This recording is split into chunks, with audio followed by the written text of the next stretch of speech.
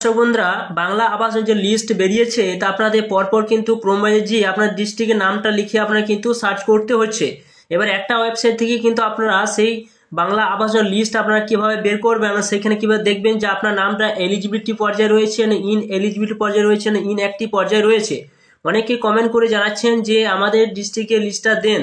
তো আপনাদের একটা নতুন ভিডিওটা নিয়ে এসেছি যে আপনারা একটি ওয়েবসাইট থেকে আপনারা খুব সহজে সেই ডিস্ট্রিক্টের লিস্টগুলো আপনারা কিভাবে বের করবেন তার সম্পূর্ণ ফুল প্রসেস এই ভিডিওর মাধ্যমে আপনার স্টেপ বাই স্টেপ আলোচনা করব। অবশ্যই ভিডিও সম্পূর্ণ দেখুন এবং চ্যানেল নতুন হয়ে থাকলে চ্যানেলটা অবশ্যই আপনারা সাবস্ক্রাইব করে রাখুন। তো চলুন বন্ধুরা, ভিডিওটা শুরু করা যাক। তো আপনাদেরকে এই ওয়েবসাইটে আসতে হবে। এখানে দেখতে পাবেন পশ্চিমবঙ্গে যতগুলো জেলা রয়েছে সমস্ত জেলাগুলো কিন্তু এখানে দেখতে পাবেন। এরপর আপনারা এই জেলায় আপনারা ক্লিক করলে সরাসরি কিন্তু আপনাদের ডিস্ট্রিক্ট অনুযায়ী কিন্তু সেই লিস্টটা বেরিয়ে যাবে। তো অবশ্যই কিন্তু আপনারা দেখবেন যে আপনি কোন ডিস্ট্রিক্টে বসবাস করছেন, সেই ডিস্ট্রিক্টের নামটা এখানে দেখে নেবেন যে আপনি কোন ডিস্ট্রিক্টে রয়েছেন এবং সেই ডিস্ট্রিক্টের নামটার কাছে আপনারা কিন্তু টিক চিহ্ন দিয়ে দেবেন। যদি আপনি মালদা হন তো মালদা অপশন টিক চিহ্ন দেবেন, মুর্শিদাবাদ হলে মুর্শিদাবাদ, নদিয়া হলে নদিয়া, নর্থ চব্বিশ পরগনা হলে নর্থ চব্বিশ পরগনা, আপনি যে ডিস্ট্রিক্টে আপনি বসবাস করছেন সেই ডিস্ট্রিক্টটা আপনি দেখে নেবেন, সেই জায়গায় আপনারা কিন্তু টিক চিহ্ন দিয়ে দেবেন। তো সরাসরি আপনি কি করবেন, আপনাদের এই লিঙ্কে আসতে হবে। দেখতে পাচ্ছেন আমার ভিডিও ডেসক্রিপশন লিঙ্ক দিয়ে দেবো, সেখানে গিয়ে সরাসরি আপনারা আসতে পারবেন। তো এই লিঙ্কে আসবেন, আসার পর আপনারা এরকম একটা ওয়েবসাইট কিন্তু দেখতে পাবেন। আসার পর আপনি যে ডিস্ট্রিক্টে আপনি বসবাস করছেন সেই ডিস্ট্রিক্টের নামটা এখানে দেখিয়ে নেবেন। লিখে নেওয়ার পর সেই জায়গায় কিন্তু আপনারা টাচ চিহ্ন দেবেন। ধরুন আপনি যদি এখানে ঝাড়গ্রাম হন তো ঝাড়গ্রাম অপশনের কাছে টিক চিহ্ন দিলেন। ঝাড়গ্রাম যে ওয়েবসাইটে রয়েছে যে জেলায়, তো সেই জেলায় ওয়েবসাইটে কিন্তু এখানে শো করবে। এরপর আপনারা কি করবে, এখানে ওকে বলে একটা অপশন রয়েছে, ওকে অপশনে কিছু আপনাদের টিক চিহ্ন দিতে হবে। তো দেখুন ঝাড়গ্রামে যে জেলায় যে ওয়েবসাইটে রয়েছে সেই ওয়েবসাইটে ডাইরেক্ট কিন্তু আপনারা এখানে চলে আসবেন। আপনারা কিন্তু আপনার সেই একটি ওয়েবসাইট থেকে আপনারা সরাসরি ক্লিক করলে আপনারা সেই জেলায় কি ওয়েবসাইটে কিন্তু আসতে পারবেন। এরপর এখানে আপনাদের যে বাংলা আবাসের যে লিস্ট দেওয়া হয়েছে কিনা সেটি আপনারা এখান থেকে দেখতে পাবেন।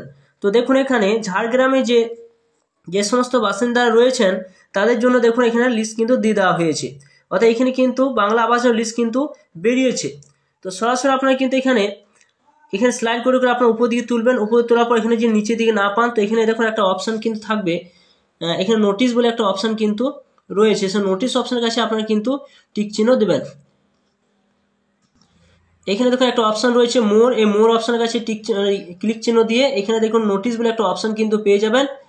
এখানে দেখুন নোটিশ অপশান পাবেন, সেইখানে টিক চিহ্ন দিলে সরাসরি আপনারা সেই ঝাড়গ্রাম যে জেলাটি রয়েছে সেই জেলায় কিন্তু আপনারা আবাস যোজনার লিস্ট কিন্তু পেয়ে যাবেন। তো দেখতে পাচ্ছেন এখানে দেওয়া রয়েছে, আপনারা এখানে দেখতে পাচ্ছেন দেওয়া রয়েছে, এই জায়গায় টিক চিহ্ন দেবেন। এখানে যখন টিক চিহ্ন দেবেন সরাসরি কিন্তু সেই বাংলা আবাসের যে লিস্ট সেই লিস্টটা কিন্তু এখানে বেরিয়ে যাবে। তো এখানে দেখতে পাবেন যে আপনার এলিজিবিলিটি এবং ইন এলিজিবিলিটি এবং ইন অ্যাক্টিভ সমস্ত কিছু লিস্ট কিন্তু আপনারা দেখতে পাবেন। তো এখানে দেখুন একটা অপশন হচ্ছে ভিউ 1 MB রয়েছে, সেই জায়গায় কিন্তু আপনারা টিক চিহ্ন দিয়ে দেবেন। এখানে যখন টিক চিহ্ন দেবেন সরাসরি কিন্তু আপনাদের সামনে এই লিস্টটা কিন্তু বেরিয়ে যাবে এবং এখানে আপনারা দেখবেন যে আপনার নামটা এখানে রয়েছে কিনা, কোন পর্যায়ে রয়েছে, এলিজিবিলিটি পর্যায়ে রয়েছে না আপনার ইন এলিজিবিলিটি পর্যায়ে রয়েছে না ইন অ্যাক্টিভ পর্যায়ে রয়েছে। তো এখানে আপনাদের খুঁজতে যদি অসুবিধা হয় এখানে একটা অপশন রয়েছে, এখানে কিন্তু আপনার নামটা কিন্তু লিখে সার্চ করলে কালার আকারে কিন্তু এই জায়গায় কিন্তু আপনাদের শো করবে। তো এই জায়গায় কিন্তু যখন শো করবে তখন জানতে পারবেন যে আপনার নামটা কোন পর্যায়ে রয়েছে, এলিজিবিলিটি না ইন এলিজিবিলিটি না ইন অ্যাক্টিভ পর্যায়ে রয়েছে।